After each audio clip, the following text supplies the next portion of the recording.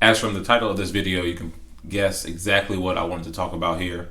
And the reason being that during quarantine and even before quarantine, a lot of people, including myself, can very often get overwhelmed when things in life get very difficult, or even when things are going really well and you feel that you're worried that things might start going wrong, or you feel that you might not live up to all the expectations and all the great things that are happening in your life. Feeling overwhelmed happens all the time.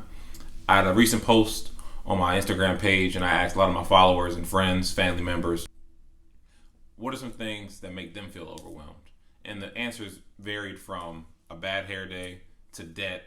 One of my close friends commented saying that the sheer amount of things that have to be done on any given day at any given time, and what feels like the almost minute amount of time that there is to get all those things done.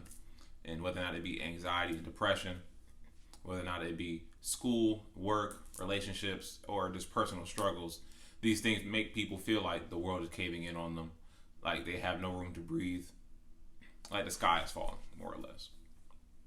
So, of course, there's nuance, there's all kinds of different situations. I'm not going over all of that. I'm going to go straight into the 3 things that I do now that I wish I would have done when I was younger to help myself to develop better habits in handling feelings of being overwhelmed and when I have a lot on my mind.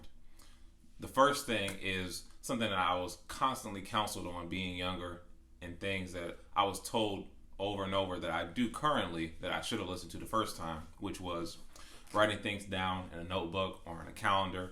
I have a large whiteboard. Currently, I'm not showing it in the video because it has my wife's business plan written all over it, and I know she'd kill me if I just had that out there for everybody in the world to see.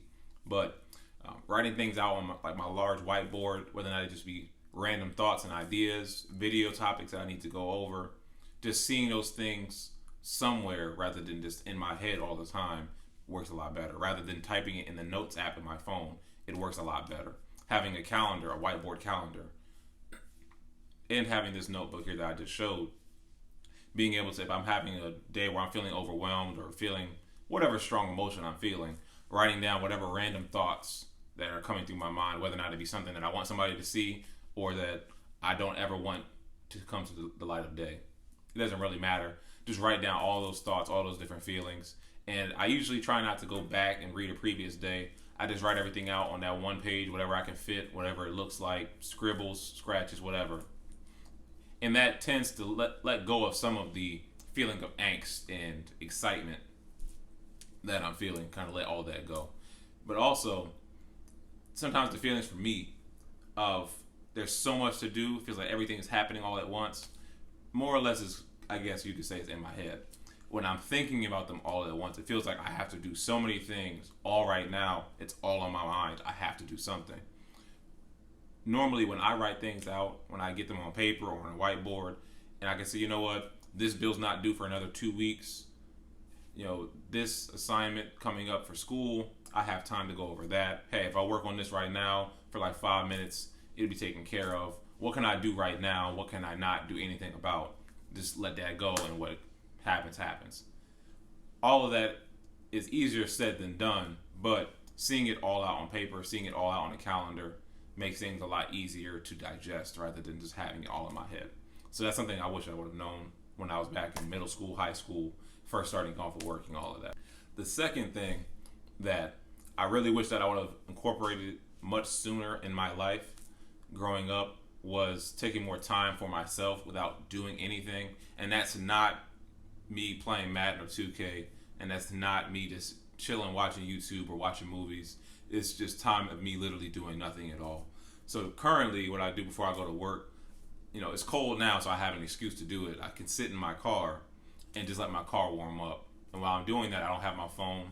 I'm not checking it. I'm not checking my bank account to see how much money or how little money I have.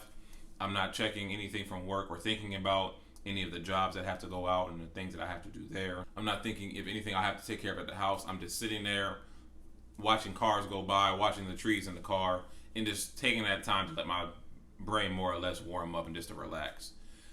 For myself, taking that time to really just be myself, be alive, and not have to worry or think about anything is a lot more relaxing, a lot more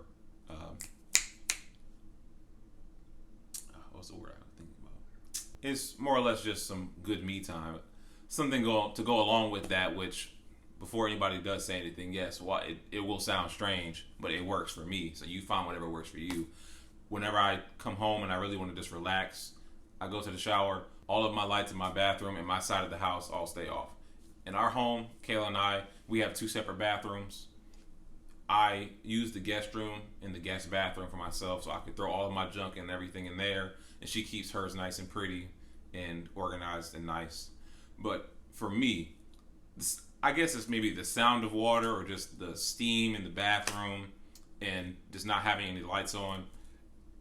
It helps me out so that I can kind of just sit there, practice some breathing techniques, and just relax. My wife always complains that I take about an hour or so in the bathroom, and I do, because it helps me out. I can just stand there, relax, without having to worry about anything outside that bathroom door. Whatever's going on is right there. I sit there, close my eyes, and relax for however long I want to until the water starts to get cold. And whether or not that can work for you, a hot bath of just sitting in hot water, take a shower after you do that or before you do that, going for a long walk without your phone, going to sit out in your car for a couple hours. I know a lot of men can relate to that, if sitting in your car just not doing anything before you go into the crib. But whatever it is that you can do to really take some time to yourself without your phone, TV, or any other people, and just sitting there and trying your best not to think about all the other tasks that you have going on. Take that time to yourself. And that's something I didn't do in school. Even when I was younger and I first moved out, when I was 17, always ripping and running, doing stuff with my friends. I never really took time, as I was given advice multiple times of just taking some time to myself and just sitting doing nothing. And my third and final thing that I do in my life that I wish I would have done when I was a lot younger was spend a lot less time with my phone and electronics. I grew up right in that time period where Instagram just became a thing. I think back when I was in like middle school or high school, I think like freshman year-ish, somewhere around there. But it had just become a thing. So it wasn't that I was always growing up with Instagram. I had Facebook, a MySpace page, I think it was called Bebo at the time or something like that. But a couple of the earlier social media pages and whatnot. I think there was one called like Club Penguin or something like that. I think we did too. But anyway, I had a lot of those things growing up, but it wasn't something constant on my phone. I grew up with a little flip phone that could barely get on a web browser. But now, just the advantage of having your phone in your pocket that you can do anything and everything on, whether it's schoolwork, videos that I'm doing right now, watching YouTube, watching TV, it makes it difficult to put your phone down. And personally, I'm of the, I'll say few, that feel as though it's not good to have all these things at your fingertips all the time and to have that constant stimulation from electronics. So I try my best. I have it set on my phone like some type of setting in do not disturb or sleep mode, to where around 9:30ish my phone goes dark. So I don't know if anybody calls me unless I pick my phone up myself. And when I go to bed, I sit my phone in the kitchen. It's on silent. No one needs to talk to me except for my wife. And it'll go off in the morning. I hear the alarm. I get up. I go in the kitchen, turn it off, and I start my morning. And I try not to touch my phone until I get to work. That way I have an excuse to not talk to people at work, so I can be on my phone. But it helps just to have the clarity and the peace of not constantly scrolling on TikTok, not constantly scrolling on Instagram, arguing with people on Twitter, just to remove all of that negativity and that constant stimulation of being on your phone. It helps me a lot. It helps to keep my head clear. And still trying to work on it. I still waste a lot of time throughout my normal day with social media apps and with my phone. But if I can have that time in the morning and at night to not be on it, it's good progress and it works. Granted, I still take plenty of time to be on my phone, plenty of time to just mindlessly scroll and to send my friends videos all the time. But it's good to have a balance. It's good to take that time away from those things, because otherwise you will just sap away all your time, all of your mental energy, your social battery, all of those things be sucked away because you're on your phone and just draining yourself. So this video is one of my shorter videos. That's all I have for today. I feel as though the benefit of having videos like this, although I'm not anyone's self-help guru, therapist, psychiatrist, or anything like that. You should go get all that for yourself. Oftentimes we underestimate how similar we all really are. A lot of the times, the things that you're going through, somebody else around you is going through. We just don't always talk about those things. And something that I'm going through, someone else probably has before. And oftentimes in my life, I get advice and help from people that are older than me, that are experienced the things that I'm going through, and they can help me out with those things. So, although I may not have all the answers, hopefully I can give enough topics and statements and questions. Somebody else that may have the answers can find this and help somebody else out. So hopefully there's some positive things that you can take from this. I appreciate you stopping by.